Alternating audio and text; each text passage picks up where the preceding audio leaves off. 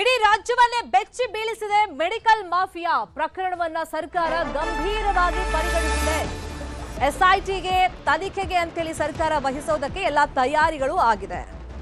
Branded ಔಷಧಿ ಹೆಸರಲ್ಲಿ ನಕಲಿ ಔಷಧಿಯನ್ನ ಪೂರೈಕೆ ಮಾಡಲಾಗಿದೆ. ಇದರಿಂದ ರೋಗಿಗಳ ಜೀವಕ್ಕೆ ಮತ್ತಷ್ಟು ಕುತ್ತು ಎದುರಾಗುತ್ತೆ. ಕ್ಯಾನ್ಸರ್ ಐಸಿಯು ರೋಗಿಗಳಿಗೆ ಎಸ್ಪೆಷಲಿ ಈ ನಕಲಿ ಔಷಧಿಗಳನ್ನ ಪೂರೈಕೆ ಮಾಡ್ತಾ ಇದ್ರು ಅಂತ ಹೇಳಿ ಮಾಹಿತಿ ಇದೆ. ಹತ್ತತ್ರ 100 ಕೋಟಿ ದಂಧೆಯ ಕರಾಳ ಮುಖ ಬಯಲಿಗೆ ಬಂದಿದೆ. ನಕಲಿ ಲೇಬಲ್ ಅನ್ನ ಬಳಸಿದ್ರು, ಕಳಪೆ ಮೆಡಿಸಿನ್ ಅನ್ನ ಪೂರೈಕೆ ಮಾಡಿದ್ದಾರೆ, ರೋಗಿಗಳ ಪ್ರಾಣಕ್ಕೆ ಕಂಟಕವನ್ನ ತಂದಿದ್ದಾರೆ. ಕಳೆದ 1 ವರ್ಷದಲ್ಲಿ ಹತ್ತತ್ರ 100 ಕೋಟಿಗೂ ಅಧಿಕ ವಹಿವಾಟು ನಡೆದಿದೆ ಅಂತೇಳಿ ಮಾಹಿತಿ ಇದೆ. ಇನ್ನು ಒಂದೇ ದಿನಕ್ಕೆ 4.5 ಕೋಟಿ ಮೌಲ್ಯದ ಮಾಲನ್ನ ಅಂದ್ರೆ ಔಷಧಿಗಳನ್ನ, ನಕಲಿ ಔಷಧಿಗಳನ್ನ ವಶಕ್ಕೆ ಪಡೆಯಲಾಗಿದೆ. ಬಿಡದಿಯ ಗೋದಾಮಿನಲ್ಲಿ ನಕಲಿ ಔಷಧಿಗಳನ್ನ ವಶಕ್ಕೆ ಪಡೆಯಲಾಗಿದೆ. ಸಿಕೆ ತಾಂಡ್ಯ ಫಾರ್ಮ್ ಹೌಸ್ ನಲ್ಲಿ ಅದನ್ನ ಶೇಖರಣೆ ಮಾಡಿ ಇಟ್ಟಿದ್ರು. ಇಲ್ಲಿ ಪ್ಯಾಕಿಂಗು ಮತ್ತೆ ಲೇಬಲಿಂಗು ಮತ್ತೆ ಸ್ಟಿಕರಿಂಗ್ ಅನ್ನ ಮಾಡ್ತಾ ಇದ್ರು. ಇನ್ನು ಚಿಕ್ಕಪೇಟೆ ಸುತ್ತಮುತ್ತ ಈ ನಕಲಿ ದಂಧೆ ನಡೀತಾ ಇತ್ತು ಅಂತ ಹೇಳಿ ಮಾಹಿತಿ ಇದೆ. ನಗರದ 100ಕ್ಕೂ ಹೆಚ್ಚು ಮೆಡಿಕಲ್ ಶಾಪ್ಗಳಿಗೆ ಬೆಂಗಳೂರಲ್ಲಿ ಇದು ಪೂರೈಕೆಯಾಗಿದೆ. ಇನ್ನು ದುಬೈನಲ್ಲಿರುವಂತಹ ಆರೋಪಿ ಪ್ರಶಾಂತ್ ಇಲ್ಲಿ ಆಪರೇಟ್ ಮಾಡ್ತಾ ಇದ್ದ.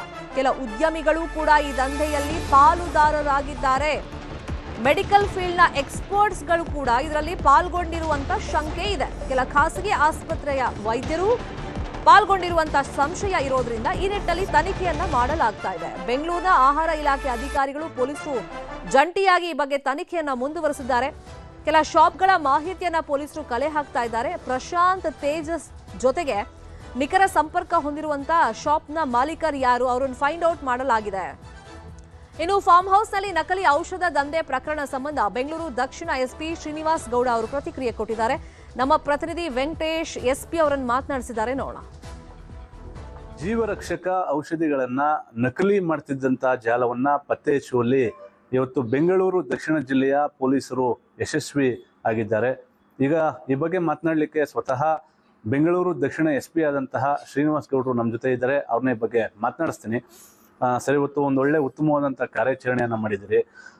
ಇದು ಜಾಲ ಹೇಗೆ ಪತ್ತೆ ಮಾಡುವಲ್ಲಿ ಯಶಸ್ವಿ ಆದ್ರಿ ಸರ್? ಏನು ನಮ್ಮ ಬೀಟ್ ಕಾನ್ಸ್ಟೇಬಲ್ಗಳಾದಂಥ ಶಿವರಾಜ್ ಮತ್ತು ರಘು ಅವರು ಏನು ನಮಗೆ ಮಾಹಿತಿ ಕೊಡ್ತಾರೆ, ಅದರ ಮಾಹಿತಿ ಮೇರೆಗೆ ನಮ್ಮ DYSP ಆದಂಥ ರವಿ ಮತ್ತು ಇನ್ಸ್ಪೆಕ್ಟರ್ ಆದಂಥ ಮಾರುತಿ ಅವರು ಒಂದು ಟೀಮ್ ಮಾಡಿ ನಾವು ದಾಳಿ ಮಾಡೋಕ್ಕೆ ಹೇಳಿದಂಥ ಸಂದರ್ಭದಲ್ಲಿ, ಅವರು ದಾಳಿ ಮಾಡಿದಂಥ ಸಂದರ್ಭದಲ್ಲಿ ಮೇಲ್ನೋಟಕ್ಕೆ ಇದು ಅವ್ರು ಏನೋ ಒಂದು ಇಲ್ಲಿಗಲ್ ಆಕ್ಟಿವಿಟಿ ನಡೀತಿರೋದು ಕಂಡು ಬರುತ್ತದೆ. ಬಟ್ ಇದು ಮೆಡಿಸಿನ್ಗೆ ಸಂಬಂಧಪಟ್ಟಿದಂತೆ ಒಂದು ಇಲ್ಲಿಗಲ್ ಆಕ್ಟಿವಿಟಿ ಆದ್ರಿಂದ ನಾವು ಇಮಿಡಿಯೇಟ್ ಡ್ರಗ್ ಕಂಟ್ರೋಲ್ ಅವ್ರಿಗೆ ಮಾಹಿತಿ ಕೊಡ್ತೀವಿ. ಅವರು ಬಂದು ನಮ್ಮ ಜೊತೆ ಕೈ ಜೋಡಿಸ್ತಾರೆ. ಇಬ್ಬರು ಜೊತೆಯಾಗಿ ಎಲ್ಲ ಚೆಕ್ ಮಾಡಿದಂಥ ಸಂದರ್ಭದಲ್ಲಿ ಇದು ಒಂದು ವ್ಯವಸ್ಥಿತವಾದ ಒಂದು ಇಲ್ಲಿಗಲ್ ಜಾಲ ಅಂತ ನಮಗೆ ಗೊತ್ತಾಗುತ್ತೆ. ಬಟ್ ಫರ್ದರ್ ಇನ್ನು ತನಿಖೆ ಮಾಡಬೇಕಾಗಿದೆ. ತನಿಖೆ ಮಾಡಿ ಅದರಲ್ಲಿ ಕೂಲಂಕುಷವಾಗಿ ಏನಾಗಿದೆ, ಯಾರ್ಯಾರು ಇನ್ವಾಲ್ವ್ ಇದ್ದಾರೆ, ಯಾರ್ಯಾರು ಏನೇನು ಮಾಡಿದ್ದಾರೆ, ಅದ್ರ ಬಗ್ಗೆ ಎಲ್ಲ ಕೂಲಂಕುಷವಾಗಿ ನಾವು ತನಿಖೆ ಮಾಡ್ತೀವಿ. ಸರ್, ಎಷ್ಟು ವರ್ಷದಿಂದ ಈ ಒಂದು ನಡೀತಾ ಇತ್ತು ಸರ್ ಈ ಒಂದು ಜಾಲ? ಹಾಗೆ ಪ್ರಮುಖವಾಗಿ ಎಲ್ಲಿ ಅವರು ಇದನ್ನ ನಡೆಸ್ತಾ ಇದ್ದಾರೆ ಸರ್? ಸದ್ಯಕ್ಕೆಲ್ಲ ಬೆಂಗಳೂರವರೇ ಇನ್ವಾಲ್ವ್ ಆಗಿರೋದು ಮೇಲ್ನೋಟಕ್ಕೆ ಗೊತ್ತಾಗಿದೆ.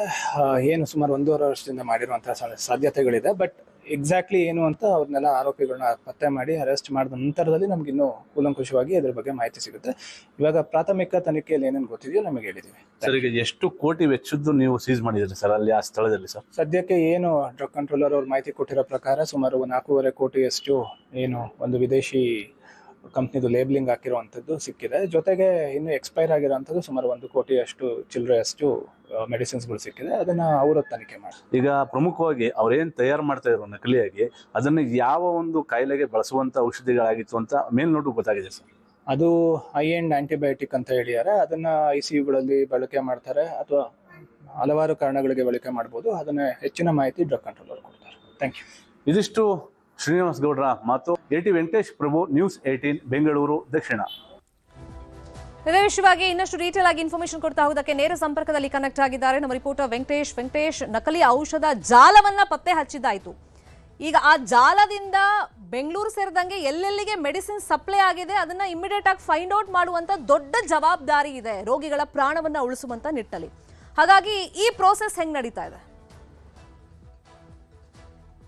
ಶರ್ಮಿತಾ, ಏನು ಬೆಂಗಳೂರು ದಕ್ಷಿಣದಲ್ಲಿ ಈ ಒಂದು ಕಾರ್ಯಾಚರಣೆಯನ್ನ ಏನ್ ಮಾಡಿದ್ದಾರೆ, ಇದು ಬಹುಶಃ ರಾಜ್ಯವೇ ಒಂದು ಬೆಚ್ಚಿ ಬೀಳುವಂತಹ ಒಂದು ಕಾರ್ಯಾಚರಣೆ. ಯಾಕಂದ್ರೆ ಇವತ್ತೇನು ಸಿಕೆ ತಾಂಡ್ಯ, ಬೆಂಗಳೂರು ದಕ್ಷಿಣ ತಾಲೂಕಿನ ಸಿಕೆ ತಾಂಡ್ಯದ ಫಾರ್ಮ್ ಹೌಸ್ ನಲ್ಲಿ ಈ ಒಂದು 4.5 ಕೋಟಿಗೂ ಅಧಿಕ ಮೊತ್ತದ ಒಂದು ನಕಲಿ ಔಷಧಿಗಳು ಏನ್ ಸೀಸ್ ಮಾಡಿದ್ದಾರೆ, ಇದರ ಒಂದು ಜಾಲವನ್ನ ಈಗ ಕೆದಕ್ತಾ ಇರುವಂತ ಪೊಲೀಸ್ ಇಲಾಖೆ ಬಹಳ ದೊಡ್ಡ ಮಟ್ಟದ ಒಂದು ಕಾರ್ಯಾಚರಣೆಯನ್ನ ಮಾಡ್ಲಿಕ್ಕೆ ಮುಂದಾಗಿದೆ. ಯಾಕಂದ್ರೆ ಇಲ್ಲಿ ತಯಾರಾದಂತಹ, ಇಲ್ಲಿ ಪ್ಯಾಕಿಂಗ್ ಆದಂತಹ ನಕಲಿ ಔಷಧಿಗಳು ಪ್ರಮುಖವಾಗಿ ಬೆಂಗಳೂರು ನಗರದ ಚಿಕ್ಕಪೇಟೆ ಮೂಲಕ ಇಡೀ ರಾಜ್ಯದ ವಿವಿಧ ಮೆಡಿಕಲ್ ಶಾಪ್ಗಳಿಗೆ ಇದು ಹೋಗ್ತಾ ಇತ್ತು ಎನ್ನುವಂತಹ ಮಾಹಿತಿ ಲಭ್ಯ ಆಗ್ತಾ ಇದೆ.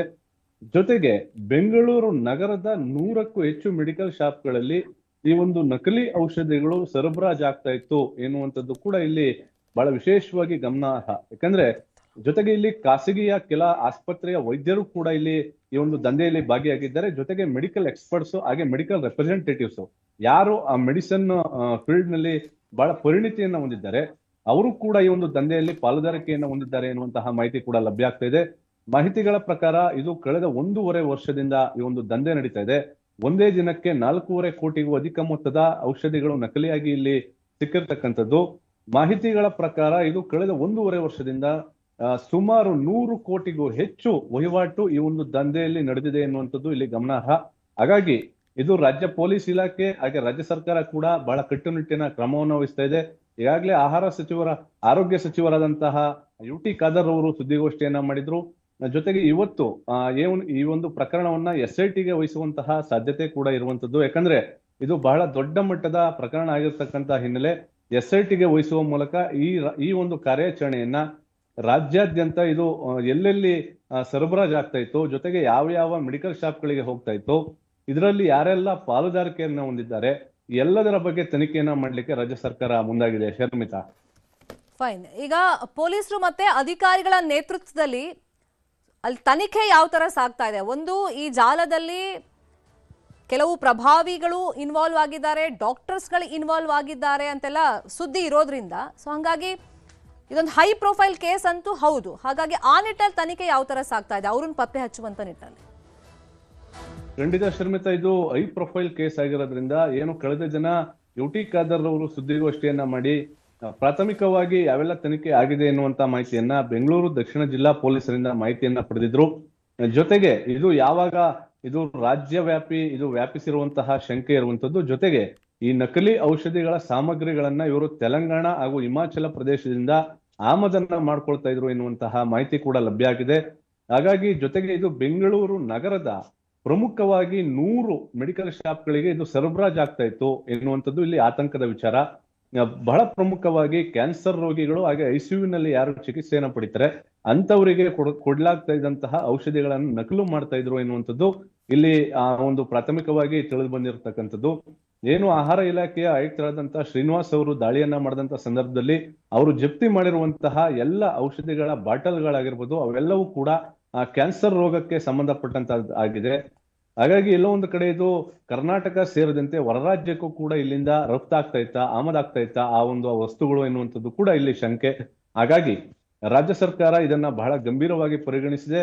ಜೊತೆಗೆ ಇದನ್ನ SITಗೆ ಒಂದು ವಹಿಸುವಂತಹ ಸಾಧ್ಯತೆ ಕೂಡ ಇರುವಂತದ್ದು ಶರ್ಮಿತಾ. ಹಾಗಾಗಿ ಇವತ್ತು ಇದರ ಬಗ್ಗೆ ಅಂತಿಮವಾಗಿ ನಿರ್ಧಾರ ಆಗ್ತದೆ ಎನ್ನುವಂಥದ್ದು ಮಾಹಿತಿ ಸಿಗ್ತಾ ಇದೆ ಶರ್ಮಿತಾ.